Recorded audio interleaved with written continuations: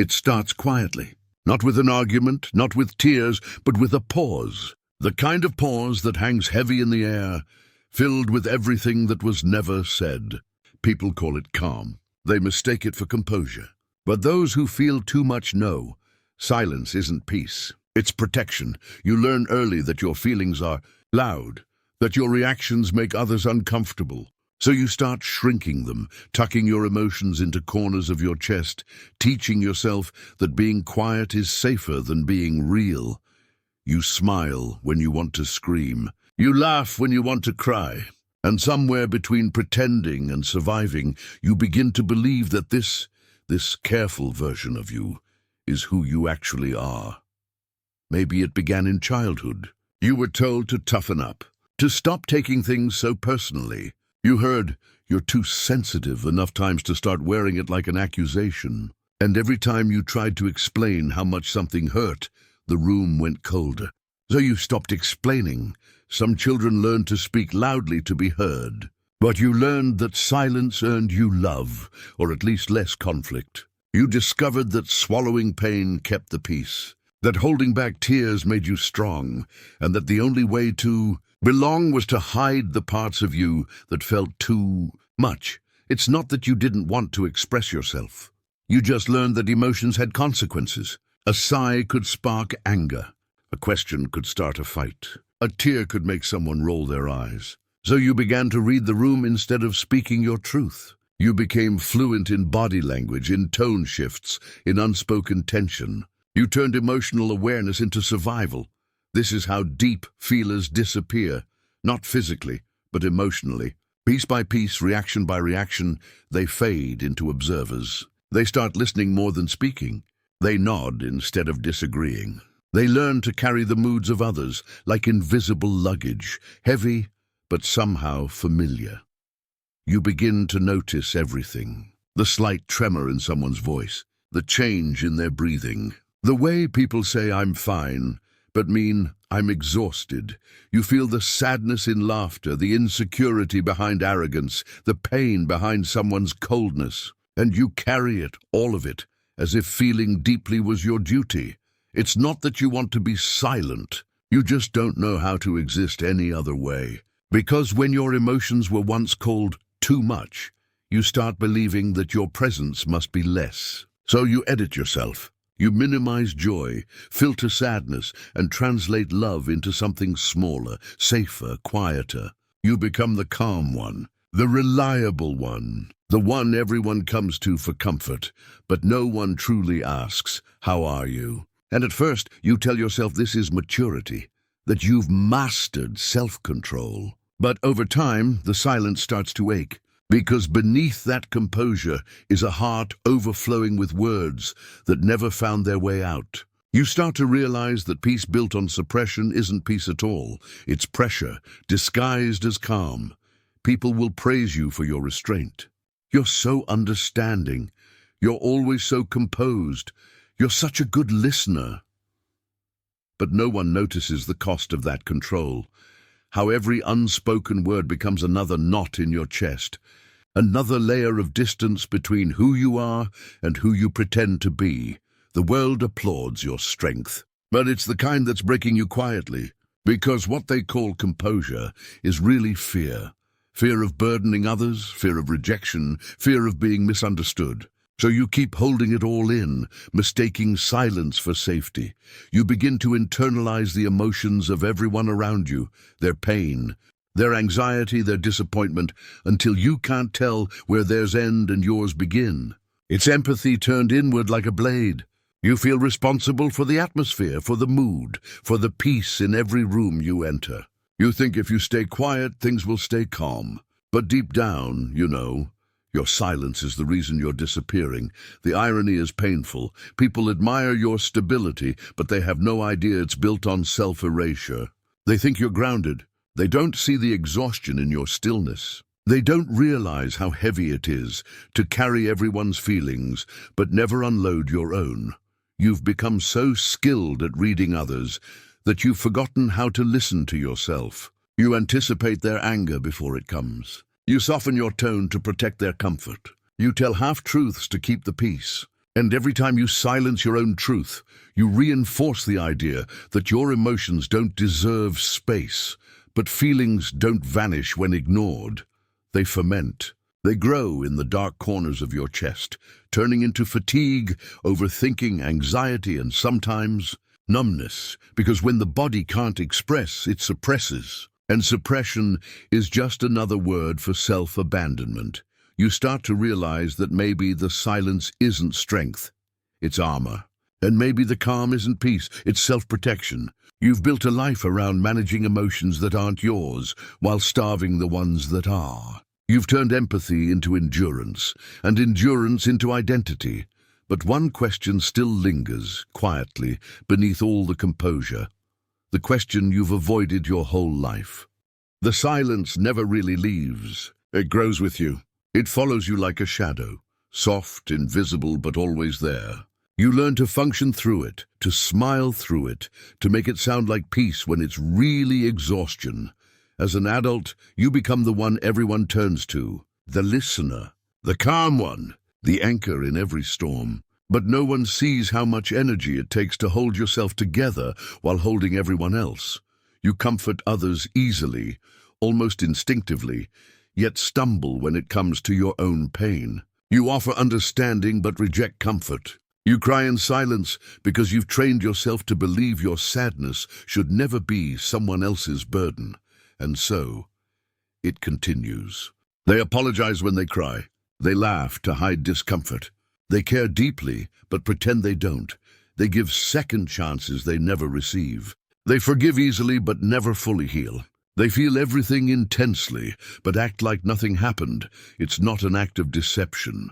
It's survival. Because when you've spent your whole life being told your emotions are too much, you start packaging your pain into smaller pieces, digestible, polite, invisible.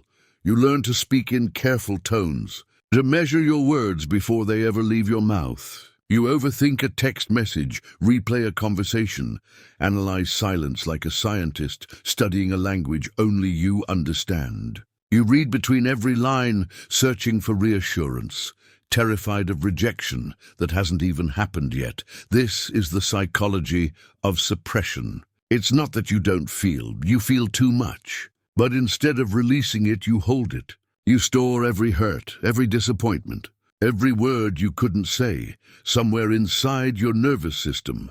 Psychologists call it emotional suppression. The conscious or unconscious avoidance of emotional expression. At first it seems harmless. I'll deal with it later. But the mind never forgets what the heart refuses to express. So it turns those emotions into physical signals. Tightness in your chest, shallow breath, insomnia, fatigue. Your body starts speaking the emotions your voice never did. And then there's empathic distress, the kind of pain that comes not from your own suffering, but from feeling everyone else's. It's what happens when empathy becomes overexposure. You absorb others' emotions like static, constantly scanning the room for moods, reading energy before words, adjusting yourself to make others comfortable. You call it intuition, but it's really hypervigilance, a nervous system trained to stay alert, to anticipate emotional danger before it happens. You start to mistake peace for emptiness and tension for connection. You feel safest when everyone else is calm, because only then you can finally breathe. Your entire sense of safety depends on emotional weather you can't control. This is what it means to live as a deep feeler in a world that rewards detachment. You love deeply but cautiously. You crave connection but fear it. You long to be understood, yet you hide the parts of you that need understanding most. You become a master of pretending fine. You smile when your chest aches. You say, "I'm okay," out of habit, not truth. Because vulnerability, for you, has always felt like walking into a room full of knives. Too many ways to get cut, too many memories of bleeding alone. So you stay quiet, you stay strong, you stay composed. But inside, you're overwhelmed by emotions that have nowhere to go. Where others hear noise, you hear symphonies. Where others move on, you still carry it. You remember the tone of a conversation from 3 years ago. You replay the look someone gave you when you said something wrong. You live in emotional high definition, every detail amplified, every silence heavy, every goodbye echoing long after it's gone. And yet, the world still calls you too sensitive, as if feeling deeply is a flaw, not a form of intelligence. As if empathy were a weakness, not a quiet kind of courage. But here's the truth.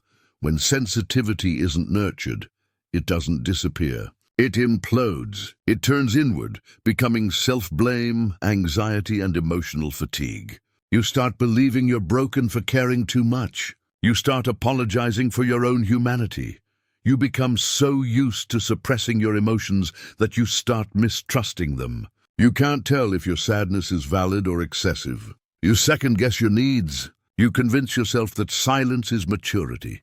But really, it's fear wearing self-control as disguise. And slowly, that fear begins to cost you things. Relationships that could have grown deeper, but didn't. Opportunities to be seen, but weren't. Moments of genuine connection. Lost to the reflex of restraint. You start mistaking numbness for peace, isolation for safety. You confuse avoidance with healing.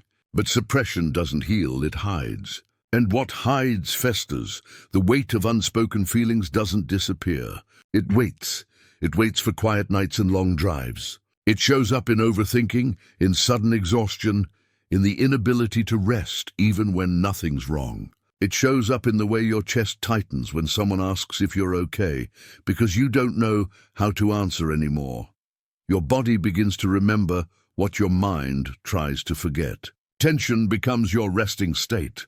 Sleep becomes shallow. You wake up tired, not from doing too much, but from feeling too much and never releasing any of it. And still, you keep going. You keep smiling, helping, listening. You keep convincing yourself that endurance is strength, that the ability to carry what breaks you makes you brave, that maybe if you stay quiet long enough, the storm inside you will eventually calm down. But it doesn't. Because silence doesn't heal pain, it only buries it deeper. And one day you realize you've built an entire life on quiet endurance, a life that looks peaceful but feels hollow, a life that pleases everyone except the one living it. You've mastered the art of emotional survival, but somewhere along the way you forgot how to truly live, and now even your silence is starting to break under its own weight.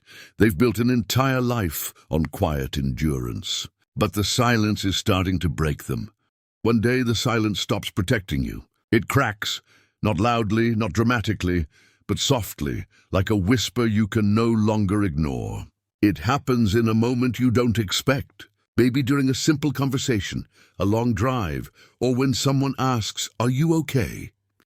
And for the first time, you don't have the energy to lie. Your voice shakes, your chest tightens, and suddenly, the dam that's held everything for years begins to tremble. You realize the truth you've been avoiding. You've spent your life being fluent in others, but foreign to yourself. You know everyone's emotions, their patterns, their triggers, their pain, but when someone asks what you feel, you can't find the words, because you never learned the language of your own heart. Silence taught you safety, but it also stole your voice. And yet here you are, standing at the edge of your breaking point. You can't go back to pretending fine. You can't keep swallowing what burns you. Because silence, once a shield, has become a prison. And the only way out is through expression, the psychology of release. For years, you thought that expressing emotion was weakness, that crying meant you were losing control, that talking about your pain made you a burden. But here's the truth. Expression isn't weakness.